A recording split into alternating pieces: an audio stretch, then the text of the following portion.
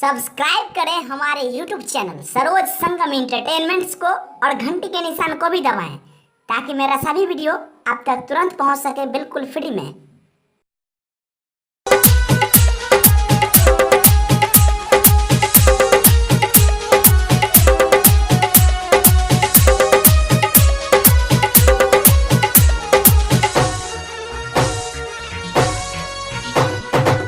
होली के हाल की बतैयो सखी, देवरा रंगलक हमर चोली सखी।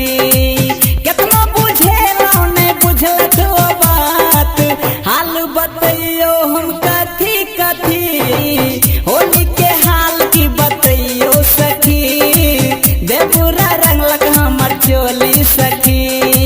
केतना बुझेला नहीं बुझल तो बात, हाल बतैयो हम कथी कथी। होली के हाल की बतैयो सखी, देवरा रंगलक हमर चोली सखी।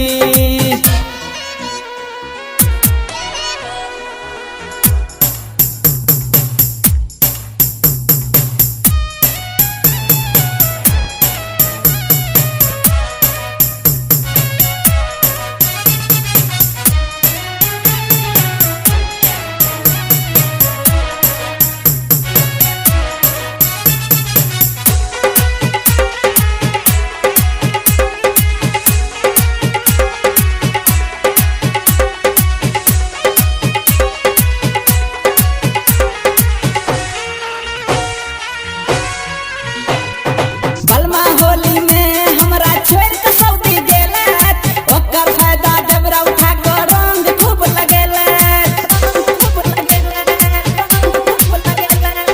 बलमा होली में हमरा छोड़ के सऊदी गेलत, ओकर फायदा जबरा उठा के रंग खूब लगेलत। हुनकर बात हम की कही, देवरा रंगलक हमर चोली सखी।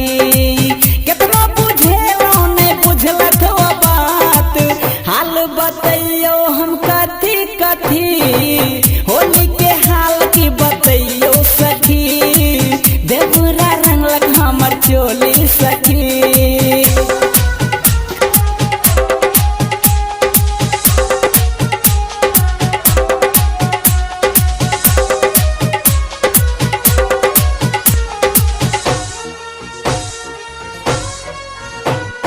सारो संगमनी के छल जे नहीं केलक बल जोड़ी, कृष्णा के हन भेलै बेदर्दी रंगलक हमर चोली।